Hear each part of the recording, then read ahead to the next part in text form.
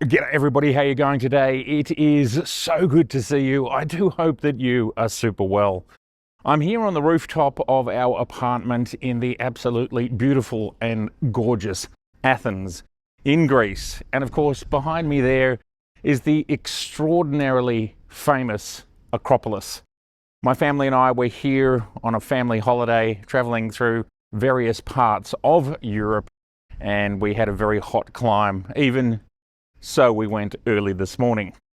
Today I want to share with you more exciting news that's coming out in the camera world. We will start with some yet more news. It was rumored, but the arrival of the FUJIFILM Eterna 55, which is a medium format cine camera. Absolutely ridiculous from Fuji. It's giving us the same sensor that you will find inside a GFX. It's a GFX mounted camera. It's able to shoot full open gate, which is the 4:3 ratio. Along with that, they've released a new zoom lens, which is a powered zoom lens, which appears to be something like a 24-70. It's somewhere in that range, if you take into account the fact that this is a small medium format sensor, or an oversized 35mm sensor. Because I do agree with some people who say, well, you can't really call this medium format. Medium format that we know of the past is significantly larger, but for the time being, I will continue to call it small medium format. This is really exciting, and there are lots of different aspect ratios, as I said, including support for anamorphic lenses, along with it being open gate with that 4:3 ratio. Now, this is an expensive camera. It comes in at around $15,000 US, but it does come with pro level connectivity, so much I/O on this camera, BNC, Ethernet, timecode, HDMI, all sorts of ports. It also comes with a top handle which has a zoom rocker switch, function buttons, joysticks, and a record button, along with a programmable dial that you can use, for example, to change the built-in ND filters. So this is a pro level camera with an absolutely pro level price. Really quite interesting to see this large format and what will come out of it. What will come out of this sensor with this level of resolution. And of course, well, this is medium format, small medium format style lenses as well. So very, very exciting from Fujifilm. Obviously, this is, as I said in that previous video, this is the week of video announcements from all of the camera companies. Just so many announcements. And also, as was rumored, we do have some new news from Blackmagic, and that includes the update to DaVinci Resolve to have support for ProRes. And this is a first. I didn't realize that it didn't support ProRes, and now DaVinci Resolve does. This is fantastic because DaVinci now supports NRAW. It will be supporting the new Nikon Red RAW, already supports Red RAW and now ProRes RAW. So the new ZR is going to have full support with the DaVinci Resolve latest update. Here we have another beautiful view of Athens from the rooftops. We are looking to the east. The sun is directly behind the camera, of course, sitting in the west. It sits in the west everywhere in the world. And well, we'll change to another view now. Over that way. Blackmagic Design has also announced the Blackmagic Camera Pro dock. Now, this supports the iPhone 17 Pro and 17 Pro Max, giving it a huge amount of I/O, including Genlock audio, timecode, SSD recording, and more. And the whole idea around this dock is to make it basically a professional level device. Apple have now added the ability to be able to record ProRes RAW with your iPhone. I'm not sure which models that covers, but definitely the new 17. So this device is fantastic if you want to shoot some really high-end stuff on your phone. Of course, you still have issues with lenses and other things. This dock is $295 USD, excluding duty. I absolutely love this rooftop. It's just divine. It's probably got one of the best views in Athens. We'll go over here a little bit, but yeah, that's just absolutely fabulous. The sun is going to go down in about 10 minutes. Absolutely glorious here on the rooftop. Another thing I wanted to talk about is a YM Cinema magazine has put together an article talking about which cameras, now that we've had all of these cine releases, including the C50, which of course came out a couple of days ago, the C50 and the ZR are both coming up against, of course, the incumbent, the FX3, which is a 12 megapixel sensor, which means by rights, it should be quite fast when you're talking about a 24 megapixel sensor with the ZR, and I think it's a 32 megapixel sensor with the C50. Also part of this comparison is the brand new FX2, and it is, well, I would say unfortunately for Sony, absolutely the slowest of these four cameras.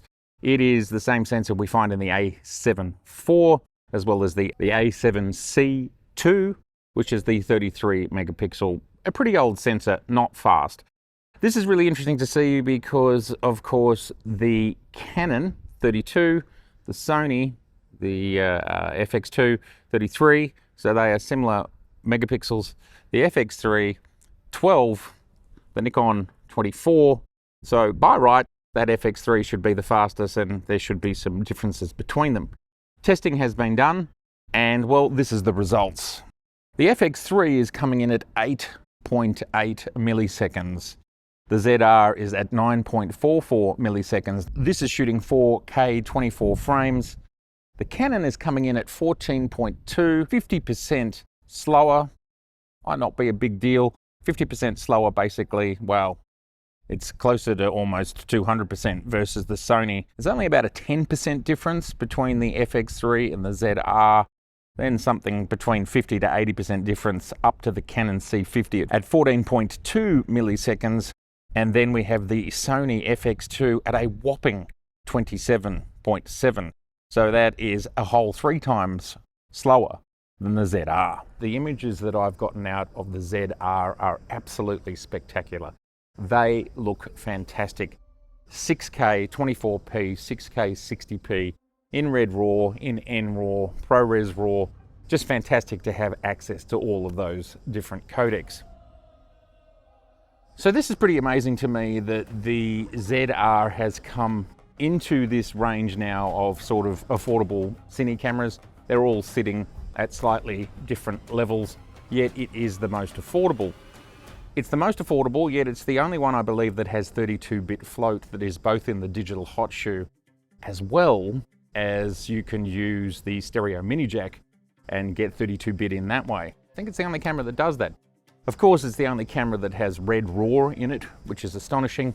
When it comes to the C50 has no in-body image stabilization, but of course the ZR does. Now, I've heard slightly different things. I've heard 7 stops, 7.5 stops, 8 stops, and then Rishi said something along the lines of the standards have changed somewhat, so the 8 stops became 7.5. So I'm going to split the difference and say that it has 7.5 stops of stabilization, which from my perspective works super well. The gold standard for in-body image stabilization is Lumix. They have the best. Not sure how they're doing that, and I find that Nikon and Canon are probably second, with Sony being the last when it comes to IBIS. But we all seem to get slightly different experiences, and it might be due to actually our field craft. How do we handle these cameras? How do we get these results out of them? Really interesting to see YM Cinema do this and show us that the scan speeds between these 4 cameras is actually quite different. How much of a problem is it? Well, look, most of the time rolling shutter doesn't show up, but when it does, you know, it is a little bit jarring or a little bit tearing, every pun intended. And so look, it's good to have a faster sensor. With my tests shooting 6K, which of course the FX3, which is slightly faster, is about 10% faster, and it can only shoot 4K, whereas the ZR 6K, I didn't see. So if you check out my video here, the launch video of the ZR, I was shooting in a moving vehicle, objects right next to me, so they are moving very quickly through the frame. Absolutely no sign of rolling shutter at all. So this semi-stack sensor, we're largely told is the same as the Z6III, but then again, I have heard in certain quarters that it might be a slightly tweaked sensor. I have a feeling it's slightly tweaked. The image quality out of it is superb, and then you put on it the Nikon 1.2 glass on top of that, and it's just a beautiful result. Anyway, there's just a little bit of an update of what's been happening this IBC week that's happening here right now. A lot of launches. As I said, we now have products from essentially 5 different companies. Canon, C50, Red, the new version of the Raptor, which looks like astonishing value. Yes, they've stripped a few things out of it, but if you just want to shoot with this amazing 8K global sensor, there it is. The new Nikon ZR, which has the same color science to other Red cameras, and Nikon says will integrate just fine. I've already seen testing, and there are people who use Red for a living, and in blind tests they couldn't tell which was which. So there you go. We've got the new FUJIFILM Eterna 55. Is it the first medium format proper cine camera? I don't know. Let me know in the comments below. I know they have had other video cameras, but this is an actual cinema camera, which, as I said, is around 15,000 USD. It's an expensive camera. And then this news from Blackmagic, updating their software to now also include the ability to edit ProRes. A huge week in the camera industry. I know for a lot of people that shoot stills and stills only, maybe not a big deal for you. I do think of all of those cameras though, the ZR is very interesting, because if you were interested in a Z6III, the ZR is actually really compact, and I'm really hoping that Nikon release it with an electronic, an EVF that you can pop into the top. I really hope that happens. We'll see. Not to say the rear screen isn't absolutely fantastic to use, which it is, and it's great for shooting, but you know, I like an EVF for certain occasions. You can consider it as a stills camera as well, which is actually smaller and, you know, quite interesting in its own right as a camera. And if you put a muffin or a pancake lens on it, like the Viltrox, what is it? It's 26, 28mm 4.5, which is basically the size of a lens cap. Yes, it would literally slide into your pocket, depending on how big your pockets are, but pretty compact and very powerful. All right, well, there's a little bit of an update, which I had to do here from this rooftop in Athens. Had to do it because it's just divine. Let me know what you think of all of that stuff in the comments below. It has been so good to see you, and if this is your first time here, I would love to see you again, so please do subscribe, please share, and please like. All right, bye for now. Check out the view.